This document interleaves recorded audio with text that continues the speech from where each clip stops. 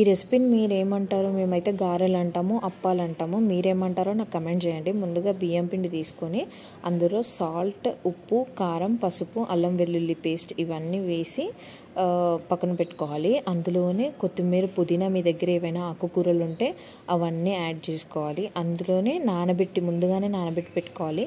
శనగపప్పు, మినప్పప్పు, కావాలంటే పల్లీలు కూడా కొంచెం డ్రై రోస్ట్ చేసి యాడ్ చేసుకోవచ్చు.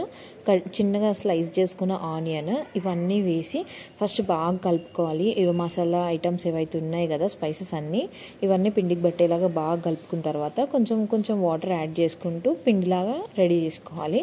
దీన్ని చిన్న చిన్న బాల్స్ లాగా చేసుకొని మనకు పూరి ప్రెషర్ ఉంటుంది కదా, దానిపైన ఏదైనా పేపర్ పెట్టి ప్రెస్ చేసుకోవాలి. ఆయిల్ పెట్టుకొని డీప్ ఫ్రై చేసుకొని సర్వ్ చేసుకుంటే మనకు 1 to 2 months వరకు ఈజీగా నిల్వ ఉంటాయి. చాలా టేస్టీగా ఉంటాయి, మంచి క్రిస్పీగా ఉంటాయి. స్నాక్ లాగా అయితే చాలా బాగుంటుంది. మా ఇంట్లో అయితే ఎవ్రీ ఫెస్టివల్కి ఇదైతే కంపల్సరీగా చేసే recipe. Hope you like this video. Thanks for watching. నచ్చితే మీరు కూడా ట్రై చేయండి.